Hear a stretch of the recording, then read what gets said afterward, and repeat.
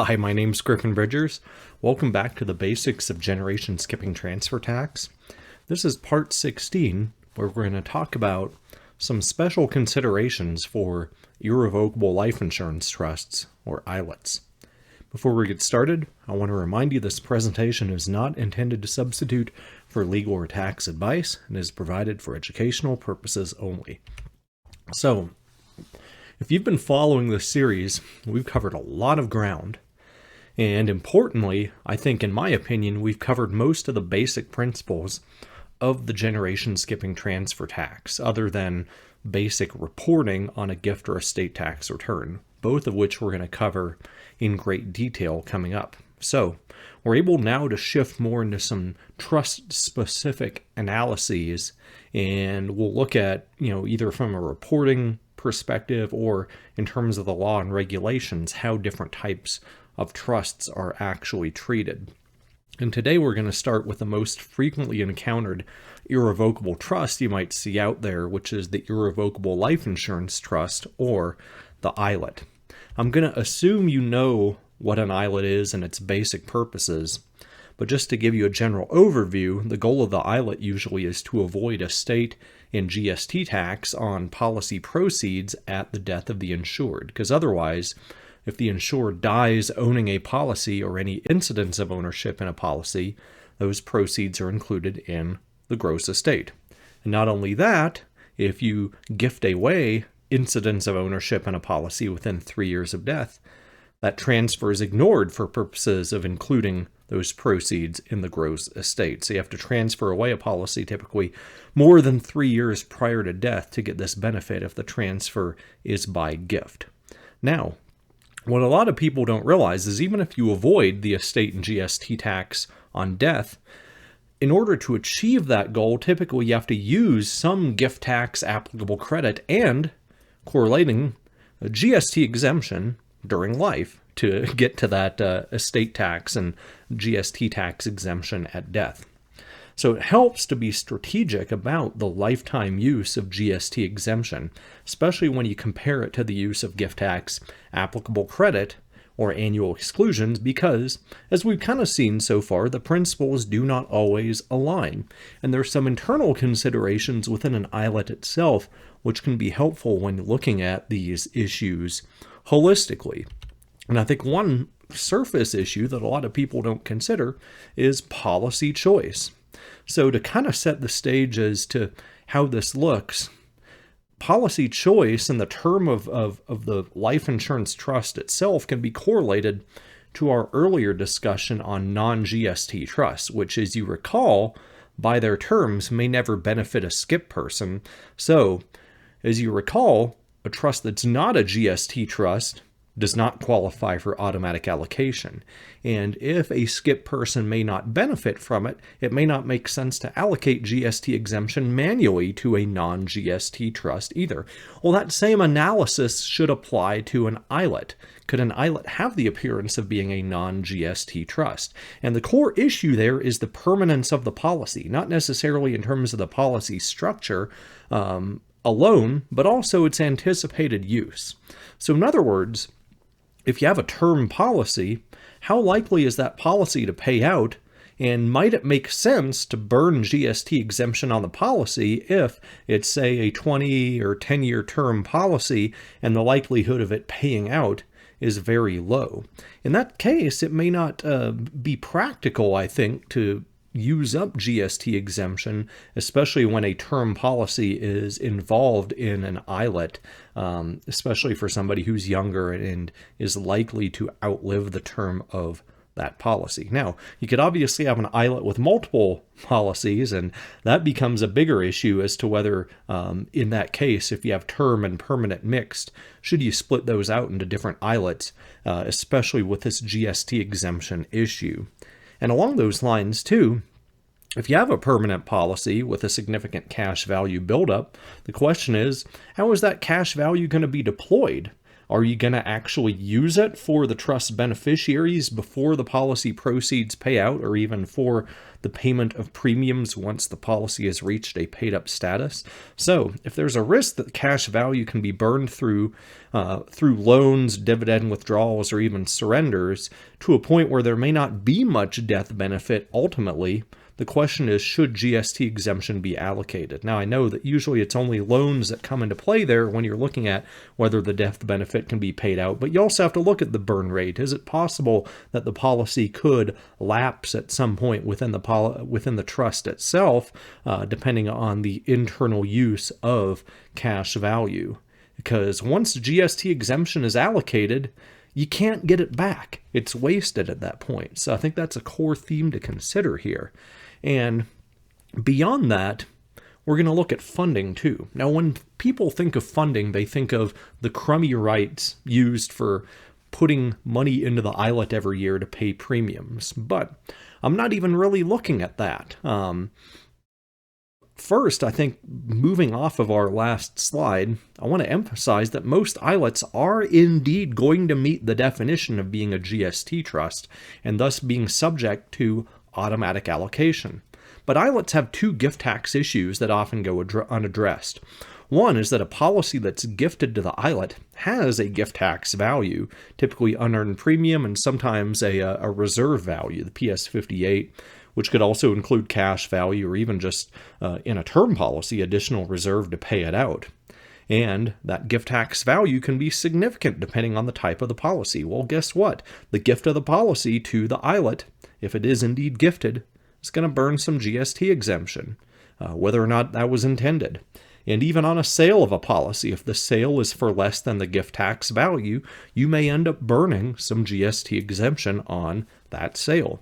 Similarly, a lot of people try to get cute. They try to say, okay, instead of dealing with crummy rights, we're just going to have the grantor continue to make direct payments of premiums every single year. And that's all fine and dandy. The tax court has said that's okay and isn't going to jeopardize the inclusion of the policy proceeds in the gross estate.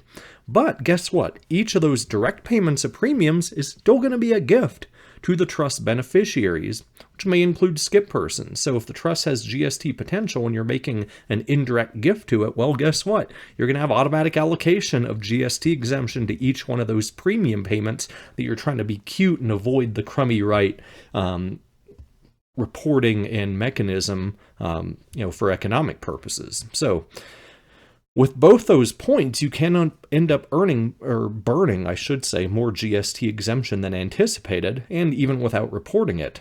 And that's even before getting into the question of crummy rights. So one common theme between this slide and the next slide we're going to see is accounting. How much GST exemption has actually been allocated to an ILET? It can be hard to resurrect that after the fact to determine if the policy proceeds at the death of the insured are truly 100% GST exempt.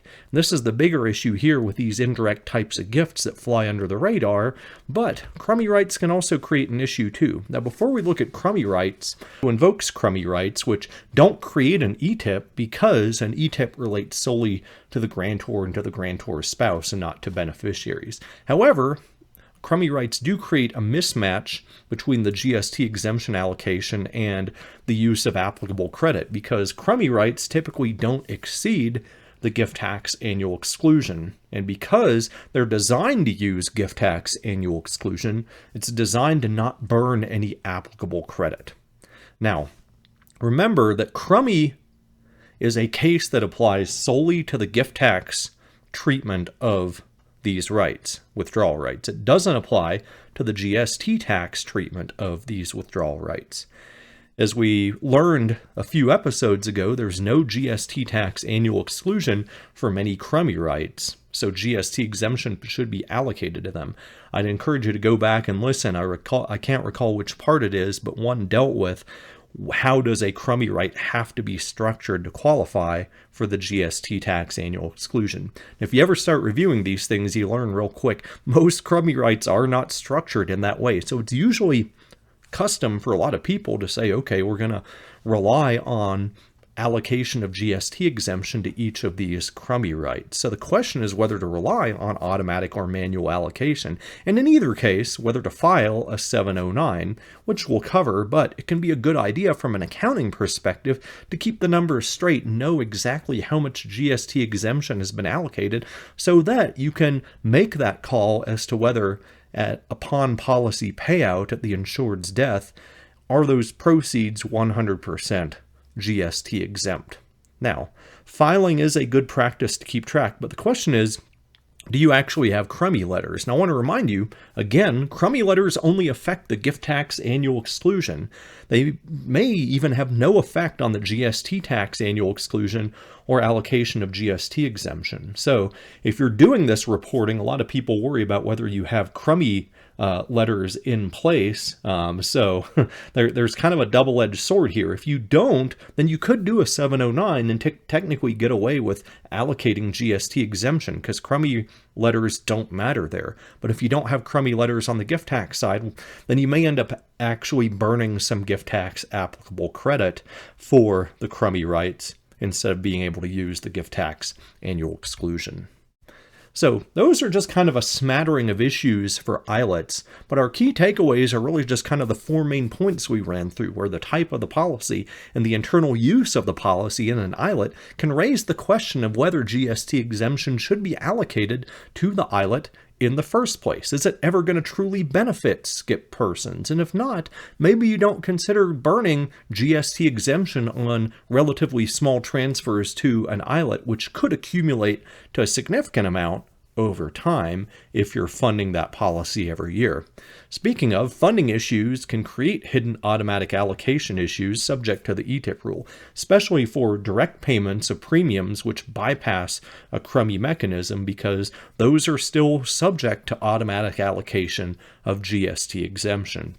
And reminder again, the ETIP rule kicks in for gifts of policies, which means the GST exemption cannot be allocated to the gift tax value of the policy until 3 years have elapsed from the time of transfer, which can create its own separate issue, especially in terms of the growth of the value of the policy and how much GST exemption is allocated at that 3-year point.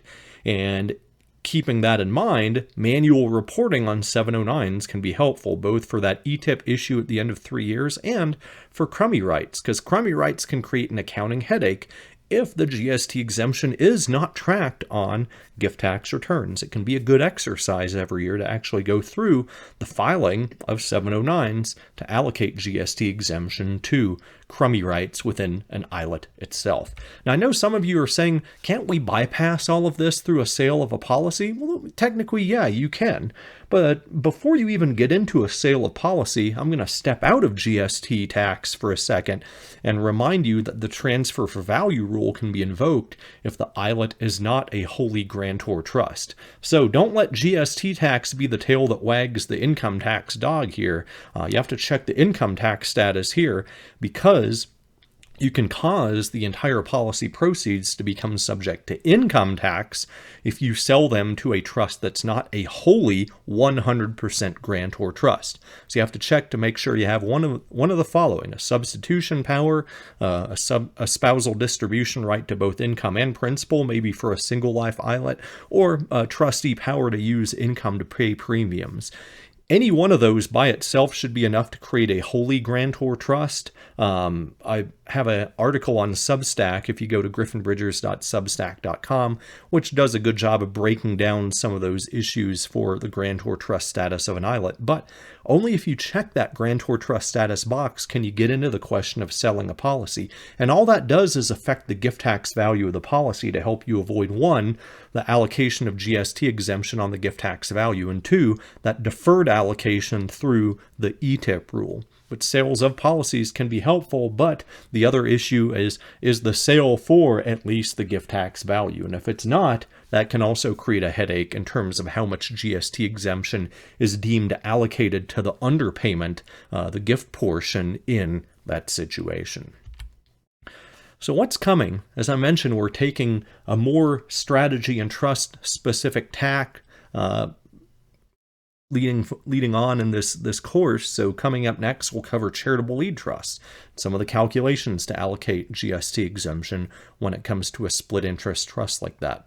We'll consider transferor shifts within a trust, how dynamic, such as a Q-tip election without a reverse Q-tip election or a general power of appointment, can lead to a situation where the transferor of a trust changes over time.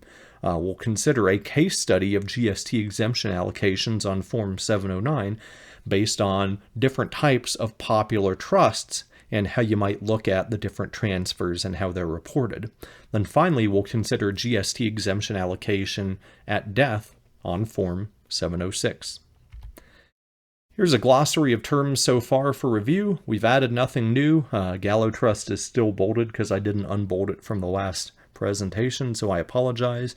But we have no new terms and probably won't have any more new terms moving forward.